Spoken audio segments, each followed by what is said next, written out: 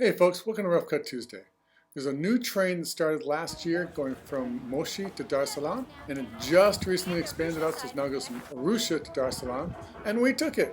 So we found out all about it so you wouldn't have to, because the information out there is sparse and often inaccurate.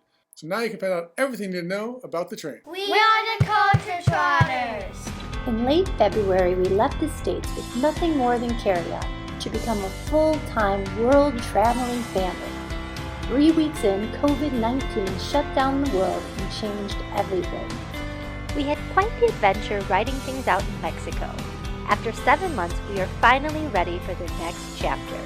Click that subscribe button and join us as we continue our journey around the world and head across the ocean to the continent of Africa. In the words of Helen Keller, life is either a daring adventure or nothing at all. Well, it's exactly 6:30 and the train has started rolling. So not everything's great, but at least it's on time. Right? Yeah, Having a good time? it's on time. First of all, the website is nice, which is trc.co.tz. Gives you some information, but it's not always accurate. It lists it as an ordinary train, not a deluxe train. It is a deluxe train, which is not as nice as the ordinary train. The deluxe train has second-class seating and second-class sleeper cars, and they also have third-class seating. The ordinary trains have first-class seating, but won't worry about it since you can't have it. Now, spoiler alert, I recommend getting second-class sleeping. We didn't do it because we figured, how bad can it be? And it's not. It's not bad, but the sleeping car would be just so much nicer. So let's talk about the sleeping cars.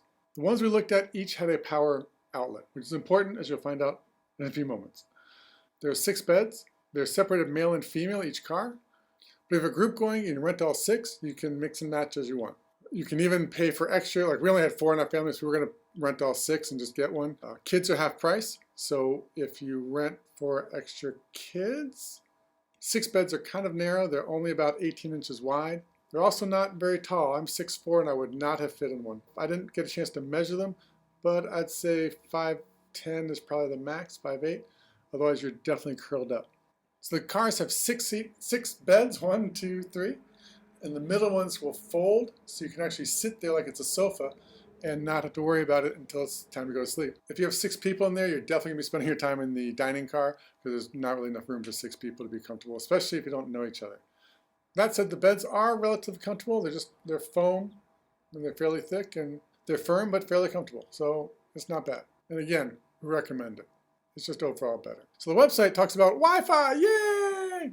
And it talks about outlets. You can definitely charge your phones. Well, there's no Wi-Fi.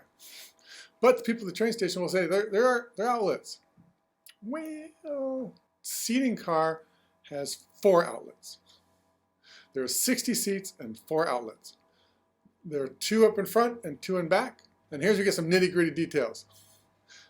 If you're taking the train and you want to make sure you get an outlet, you're going to be in seats 1, 2, 3, 4, 7, or 8. Or in the back of the train, you want to be in 53, 54, 57, 58, 59, 60. And those are the ones that have automatic access to outlets. Now, if you're nearby, people tend to be friendly and nice and you can share and everything else. Now, the reason the weird numbering is because there's also 2 seats there are 2 areas with tables. So you actually have 4 people that sit around one table facing each other. And if you have a group going, it's kind of nice. So if that's what you're looking for seats 3, 4, 7, 8, or 53, 54, 57, 58. Yeah, those are them. And then you get to sit around a table. Also a little bit nicer with leg room. Speaking of which, your luggage goes with you. They have racks up on top, just like overhead racks, which will handle. We had a full-size suitcase and it fit up there no problem. Space did not seem to be an issue. We had our large suitcase, 3 small suitcases, and 4 knapsacks, and they handled that pretty well. Moving forward in the train, the left side is facing forward, the right side is facing backward. Unfortunately, I don't know if you'll know which way the train's going to be going. If the low number ones are in front, seats 1 and 2 are facing backwards. So 3 and 4 are forward, 5 and 6 is backwards, 7 and 8 is forward. But no guarantee which way they have the actual car situated on the track. As far as how hot does it get, one nice thing is it travels at night. So it's at least fairly cool. You'll want the windows down. The car we were in had 8 overhead fans.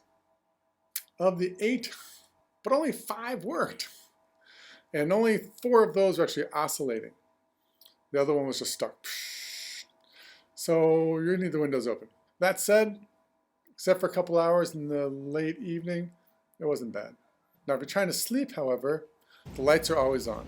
Only half the lights are on, but they're on always. And there's always music playing. Sometime around midnight or 1 o'clock, whatever, the music gets turned down some, but it's still kind of loud. If you have trouble sleeping, you'll have trouble sleeping. Now the music is awesome because it's got a DJ. In the dining car is a DJ with a huge speaker in the dining car and his laptop and music, and he plays music most of the night, and that's just bizarre to me. The seats themselves are surprisingly comfy. They do recline back a decent amount. The foam is pretty good. Now, it's a 14 or 16 hour train trip depending on which direction you're going, so nothing's comfortable for 16 hours, but they worked out very nicely. The train is pretty much full to capacity. The second class seating was full, and we did not see any empty sleeping cars, but the doors might have just been shut. Now, separating the second class cars from the third class cars is the dining car. On the second class side, there's 8 booths in the kitchen area, and on the other side, there are 4 booths. There's a menu, which has all this cool stuff on it, none of which they have. They have rice, meat on a stick, fried chicken, ngali. They had some fruit, so like a fruit salad, and they had some baked goods, though I was never sure what they were. They also have beer, wine, and soda. And if you ask them, they'll deliver it to your seat. So they have I'm sitting here, bring me the food, they'll bring it to you. Each car has a toilet, which is a squatty, of course, and it can get a little dirty at times, so they did clean it at least twice in the trip. So the second class one wasn't bad. We took third class from Arusha to Moshi, and it was fine. It does not have the comfy seats. It's got a bench seat, but they're comfortable enough. We're only there for 2 hours. That wasn't a problem. Be aware that during dry season, it's very dusty between Arusha and Moshi.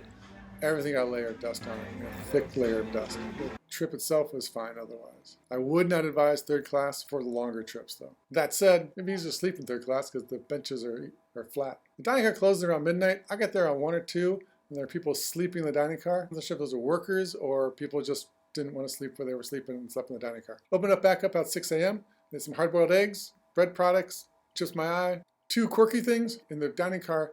The food people are not the same as the drink people. Not sure how or why, but you order your drinks from one person, you order your food from somebody else.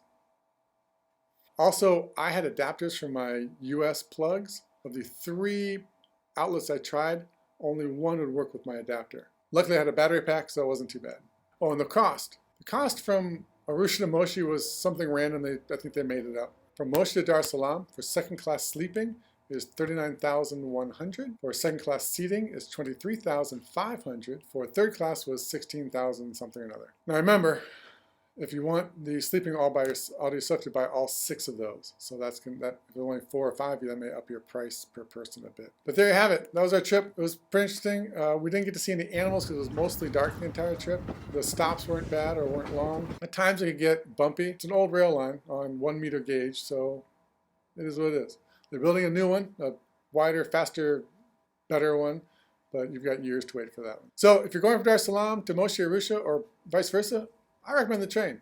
I recommend the sleeper car. I recommend the train. It was a nice little trip. It was overnight. Not a problem. All right. If you have any questions, let me know. I'll try and answer, and we'll go from there.